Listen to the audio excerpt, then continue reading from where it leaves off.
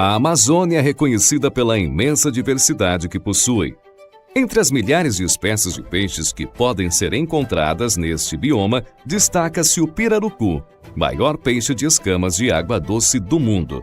Por causa da pesca predatória sofrida durante anos, essa espécie se encontra hoje ameaçada de extinção. A aquicultura é uma solução para garantir de forma sustentável o pirarucu da Amazônia no mercado.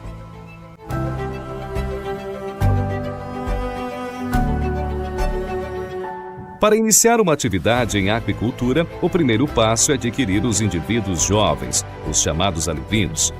Para isso, é preciso reproduzi-los em cativeiro, o que requer muito cuidado e atenção.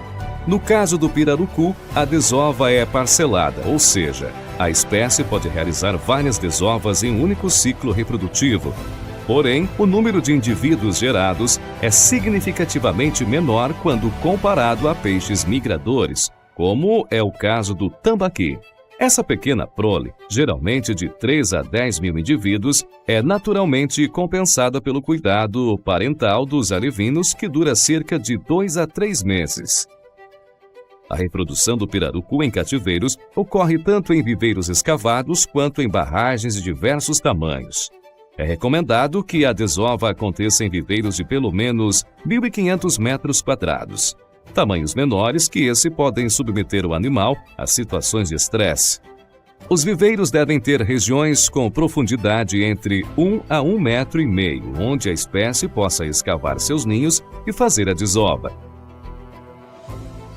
A reprodução em cativeiro exige uma boa alimentação dos reprodutores. É preciso alimentá-los diariamente para manter a qualidade dos animais. Para isso, podem ser utilizados peixes forrageiros, ração comercial ou ração mista. A utilização de peixes forrageiros em tanque, vivos, que muitos produtores eles utilizam essa técnica, ela não é recomendada, porque quando o animal forma um casal e começa a desovar, esses peixes forrageiros eles podem competir e predar esses ovos e larvas que porventura vão surgir desse casal. O peixe congelado ele tem que ser congelado principalmente em função da questão sanitária, porque com o congelamento você pode eliminar uma boa parte dos parasitas que podem estar contidos nesse peixe. No caso da ração, deve-se optar por rações específicas para peixes carnívoros, na quantidade de 0,5% do peso vivo do reprodutor por dia. Como as rações disponíveis no mercado não são específicas para a espécie, é possível fazer rações mistas para complementar. Os produtores eles têm utilizado algumas técnicas para melhorar a eficiência alimentar do animal, esse manejo alimentar.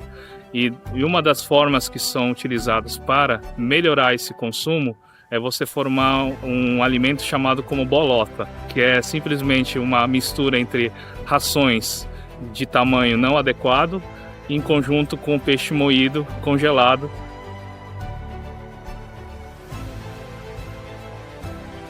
O pirarucu é uma espécie que forma casal para reproduzir. Por isso, é necessário criar ambiente e condições propícias para que essa formação ocorra. Algumas estratégias estão sendo realizadas. Estocagem de um grande número de animais em um viveiro ou barragem, por exemplo, 8 reprodutores em um viveiro de 5.000 metros quadrados, e aguardar que eles formem naturalmente um casal e ocorra a desova. Nessas condições, em geral, só há a formação de apenas um casal por viveiro. Para tornar o plantel de reprodutores mais eficiente, é possível separar o casal formado no viveiro coletivo e estocá-lo em outra estrutura para que sejam formados novos casais com os reprodutores remanescentes. A vantagem dessa estratégia é não ter uma alta dependência da determinação do sexo dos animais, chamado de sexagem, e possibilitar uma escolha natural de casais. A desvantagem é que diminui a eficiência do plantel e necessita do manejo dos animais no período reprodutivo para a separação do casal formado, pois este comportamento só é percebido durante este período. Outra estratégia é a formação direcionada de casais, ou seja, os animais são separados por sexo e estocados um macho e uma fêmea em uma estrutura de cultivo. Depois disso, aguarda-se a formação do casal no viveiro. Caso isso não ocorra, é realizado o remanejo com outros animais. A vantagem dessa estratégia é permitir a utilização eficiente do plantel e não necessitar de demais manejos após a formação do casal. Porém, é altamente dependente dos procedimentos de sexagem, e por se induzir a formação de casal, não é possível saber o seu efeito na produtividade em número de alevinos. Neste caso, é preciso usar alguns dos métodos de sexagem. Para o pirarucu estão disponíveis ultrassonografia, laparoscopia, dosagem dos hormônios estrogênio e testosterona, dosagem da proteína vitelogenina e observação dos padrões de coloração. A coloração é o método mais utilizado. A cor vermelha ou alaranjada na parte inferior da cabeça é uma característica de machos adultos na fase de reprodução. Já a coloração branca na região inferior da cabeça é característica das fêmeas. É importante ressaltar que os machos mudam de coloração enquanto estão cuidando dos filhotes. O único kit de sexagem disponível é o da vitelogenina. Só que como ele é fabricado na França e ainda não há representantes no Brasil, é necessário que a gente faça a importação. O manejo com os peixes exige muito cuidado para evitar acidentes. Por isso, é importante planejar os manejos, priorizando o trabalho com águas rasas. Os animais devem ser capturados com rede de arrasto com 5 a 6 metros de altura. O ideal é que apenas um ou poucos animais sejam capturados por arrasto. O trabalhador não deve ficar na parte posterior da rede, pois o pirarucu costuma saltar quando se sente encurralado, o que pode causar acidentes. Ao retirar os animais da rede, é recomendado o uso de puçá para evitar a queda do animal e maca para o transporte entre viveiros. O manejo dos animais deve ser feito de preferência fora do período reprodutivo. Depois disso, é preciso aguardar o período das chuvas para observar a reprodução com a formação dos casais e desovas. Quando os animais brigam para formar casal e param de se alimentar, significa que a reprodução está próxima. Quando o macho fica parado, pode ser um sinal que a desova ocorreu e que o cuidado dos ovos está sendo realizado. Geralmente, os alevinos são capturados quando está ocorrendo o cuidado parental. Esses alevinos são transferidos para o laboratório para o treinamento alimentar, ou seja, são ensinados a capturar a ração. O mais indicado é iniciar esse processo quando os animais apresentam cerca de 7 centímetros, momento em que já buscam alimento. Antes disso, os animais devem ser mantidos em laboratório sendo alimentados com zooplâncton.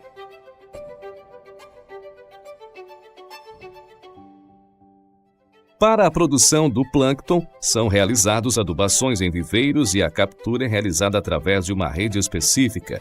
Recomenda-se que o plâncton seja congelado antes de ser oferecido aos alevinos para evitar a transmissão de parasitas que possam estar alojados no plâncton. Existe uma substituição gradual do alimento vivo, compreendido como zooplâncton, na maior parte como zooplâncton. Você incrementa essa inclusão de zooplâncton, gradativamente você vai aumentando a inclusão de ração. E dessa forma, com o passar do tempo, quando esse animal atinge entre 10 e 15 centímetros, mais ou menos aproximadamente 15 gramas, esse animal vai estar apto a aceitar rações secas e isentas, inclusive do zooplâncton.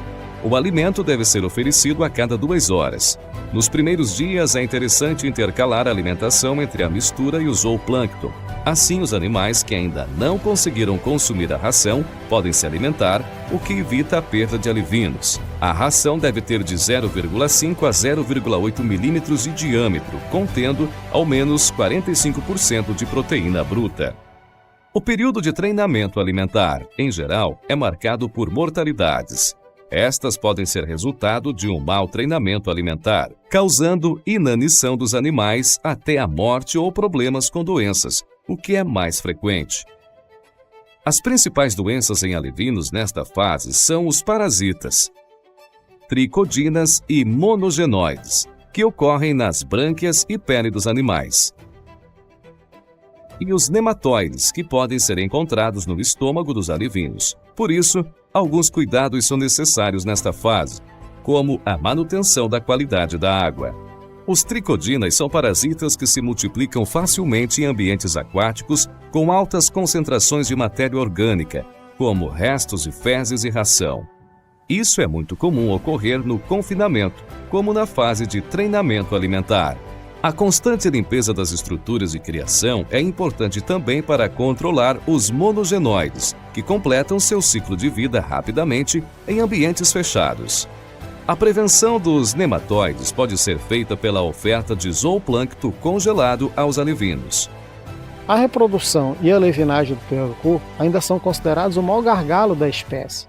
Mas seguindo esses procedimentos, é possível produzir alevinos necessários para abastecer a cadeia produtiva. Claro que é importante lembrar que é sempre necessário o apoio de um técnico especializado no acompanhamento de sua produção. Os órgãos de meio ambiente do seu estado também devem ser consultados, a fim de que a sua produção esteja regularizada e com isso seja possível a comercialização do produto final.